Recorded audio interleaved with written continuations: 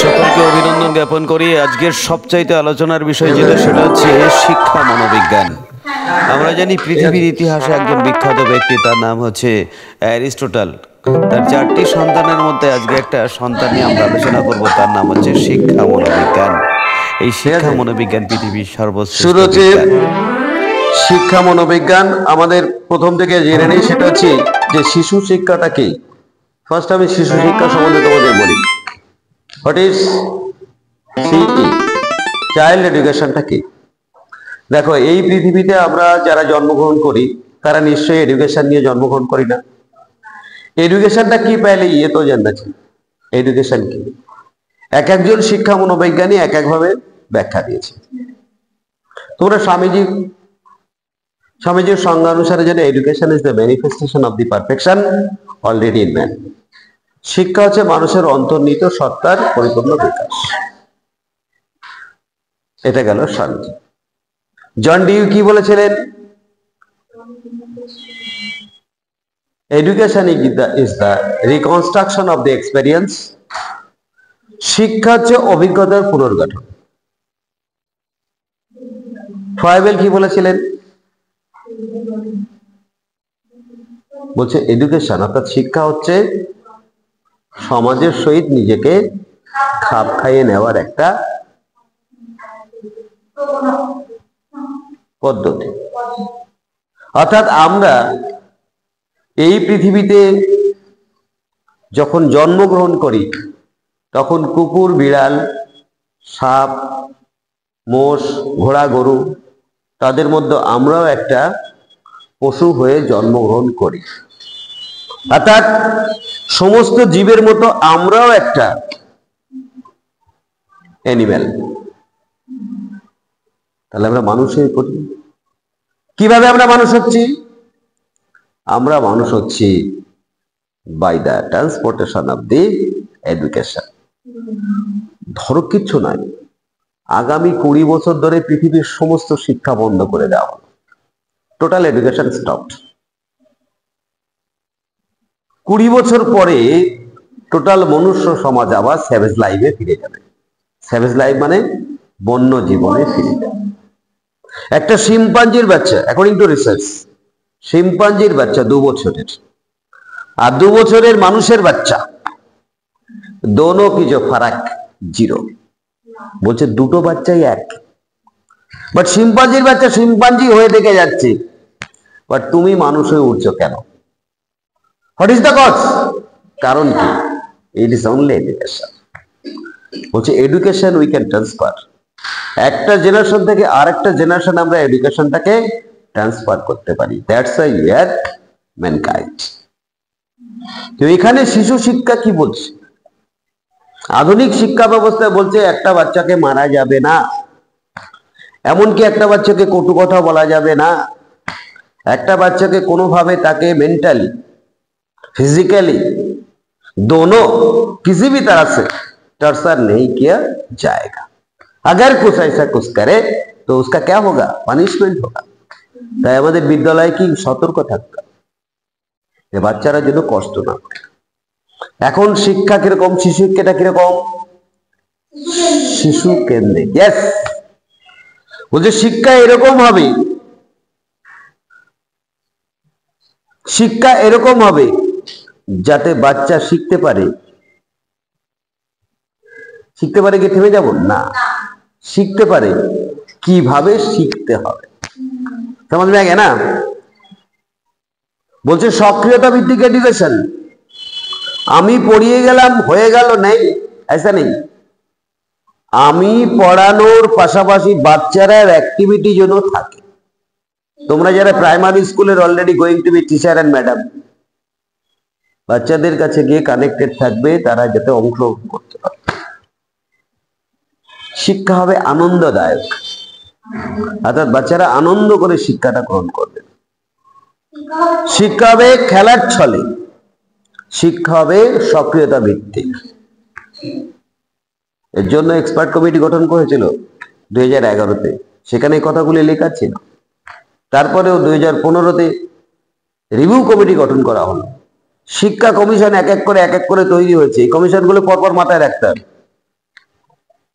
স্বাধীন ভারতের প্রথম কমিশন কি? স্বাধীন ভারতের প্রথম প্রথম প্রথম 1948 সালে राधा कृष्णन कमिटी, जिसका नाम 1948। 47 স্বাধীনতা, 48 कमीशन। তাহলে हो गया फैसला। তারপরে 52তে संगीत, नाटक, गाना बजना, मुदालियर कमीशन 52তে। তারপরে 64তে কি কমিশন? 64তে কোন সা কমিশন? কোঠারি কমিশন। এতক্ষণ ধরে চেঁচাচ্ছি।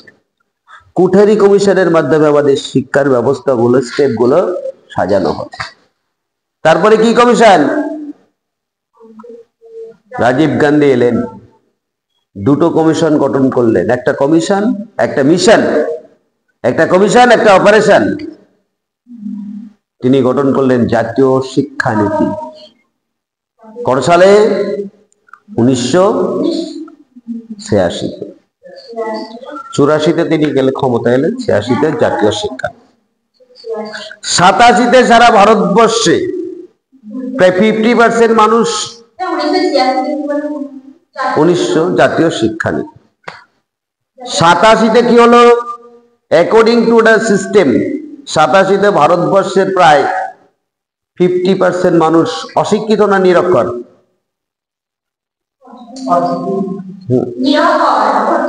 তুমি স্বাক্ষর হয়েও অশিক্ষিত হতে পারো।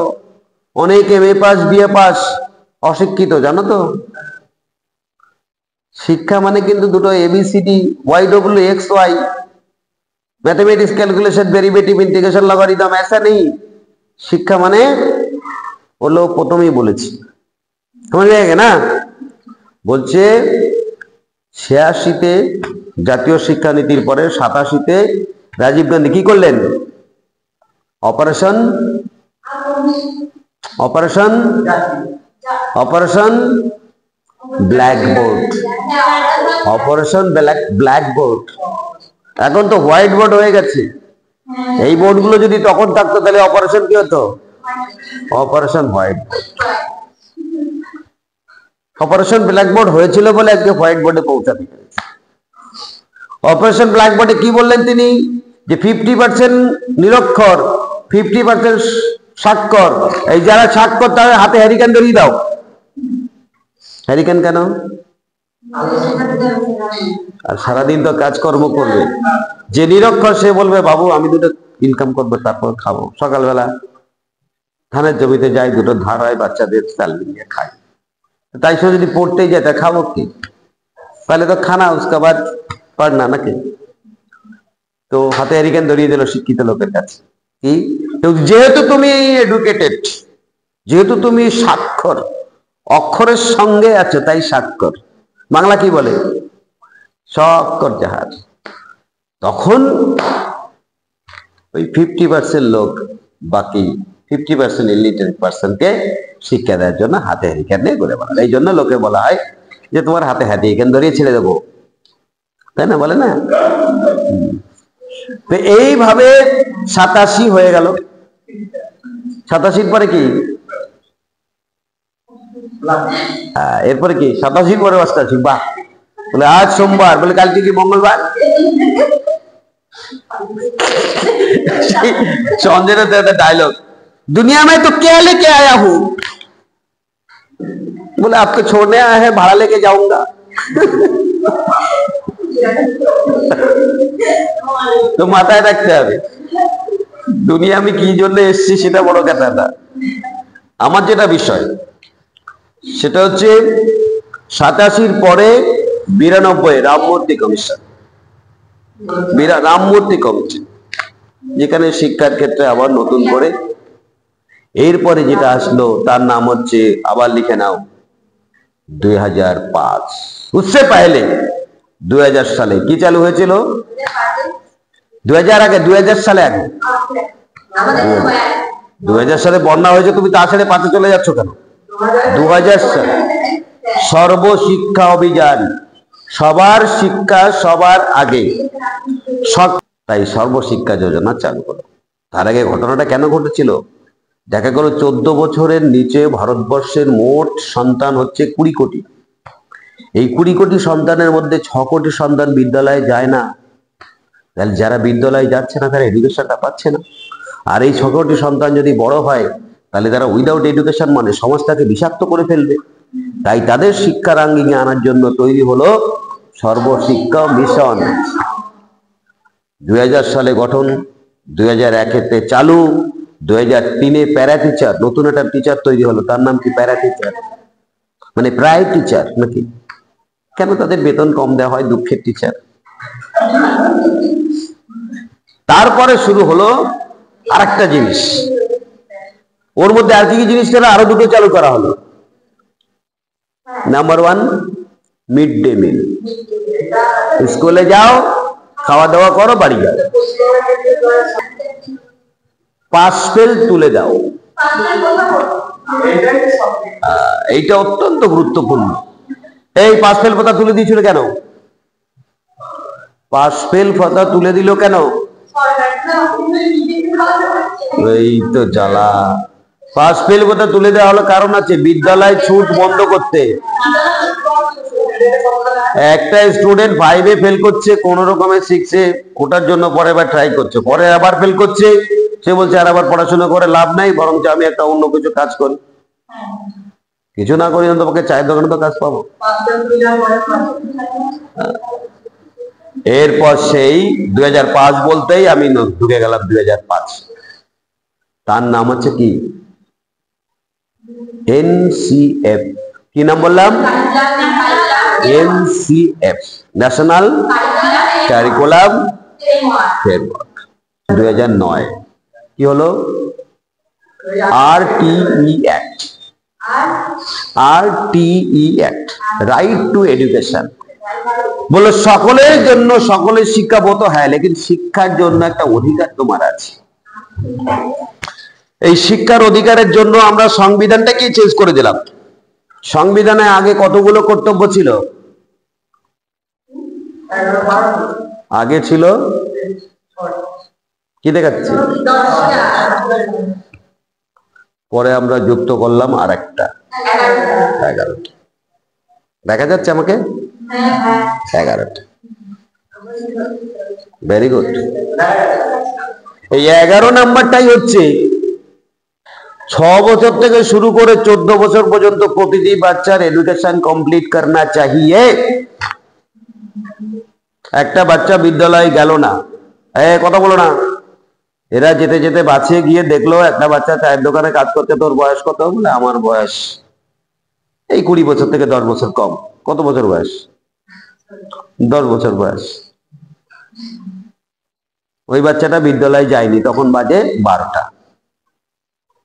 এই বাচ্চাটা বিদ্যালয়ে যায়নি, তার জন্য দায়ী কে? কে দায়ী? স্কুলের শিক্ষক, বাবা মা, সবচেয়ে দায়ী যে ওই দোকান থেকে এখন গিয়ে চা খেলো। আর যাকে যাকে যে যে ওকে দেখেছে সবাই দায়ী। কারণ তোমার সংবিধান লেখা আছে 6 বছর থেকে শুরু করে 14 বছর পর্যন্ত প্রত্যেকটা বাচ্চাকে বিদ্যালয়ের আঙ্গিকে নিয়ে যাওয়া আমাদের ভারতীয় জনগণের কর্তব্য। তুমি যখন দিলে না, তার তুমি দায়ী। ব্যাস। তাহলে এই বাচ্চাটাকে দেখে তুমি কি বলবা? বলে বাবু তোমার বয়স কত? বললো 10 বছর। বলে তুমি বিদ্যালয়ে যাবা না? ও কি বলবে তোমাকে? বুঝবো তুই বেশি জ্ঞান দিস না, বাড়ি যা। আমি এখন টেনশনে আছি, কখন চাটা দিয়ে আমি একটু মোবাইল দেখবো নাকি।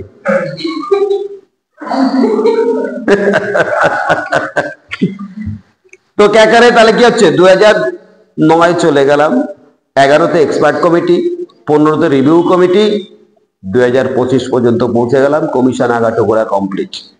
এই কমিশন গুলো তোমাদের লেখা হয়েছে কিনা জানি না, কিন্তু আমি তোমাদের আবার লিখে দিতে চাই।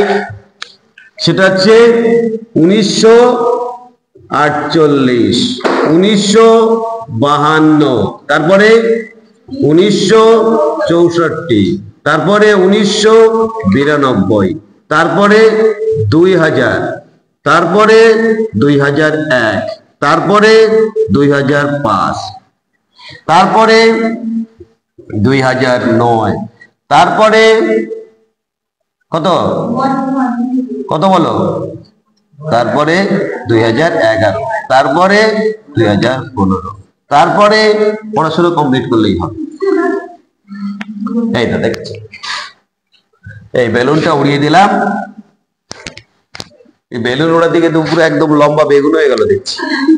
আচ্ছা বেশ, তাহলে আমরা কি বুঝলাম যে এই সালগুলো আমাদের মনে রাখতে হবে। এখান থেকে আমি দুটো তিনটে জিনিস লিখিনি। কি লিখিনি বলো, তোমরা বলো আলোচনার মধ্যে। দুটো জিনিস লিখিনি। কোন কোন সাল লিখিনি? 3 দিয়ে কি করবো আমি? কোনটা কোনটা লিখিনি বলো?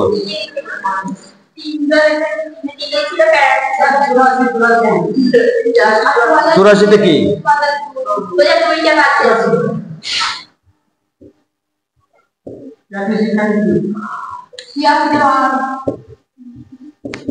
আমি দেখতে চাইছিলাম তোমরা শুনছো, কিন্তু বোঝা যায় তোমরা শুনছো। অর্থাৎ 1986-তে জাতীয় শিক্ষানীতি আর 1987-তে কি ব্ল্যাকবোর্ড আবারশন, এই দুটো কিন্তু আমরা গ্রহণ করিনি। তাহলে এই সালগুলো আমাদের পরীক্ষায় আসবে না, সে বসে আছে। তা তোমরা যদি না শোনো আমি কি করব? ঠিক আছে, তোমরা যদি দরদ দিয়ে না শোনো তাহলে তো হবে না। একজন 12 বছর দাঁত মাজে না, শ্বশুর বাড়ি গেছে, শাশুড়ি বলছে যাও বাড়ি থেকে দুটো আখ কিনে খাও যাতে দাঁতটা পরিষ্কার হয়। ও আখ না খেয়ে দুটো বিস্কুট খেয়ে চলে এসছে। তাহলে 12 বছরের জায়গায় 14 বছরের নোংরা জমে গেল নাকি? তোমাদের আমি ভালো কথা বলি, কিন্তু তোমরা যদি না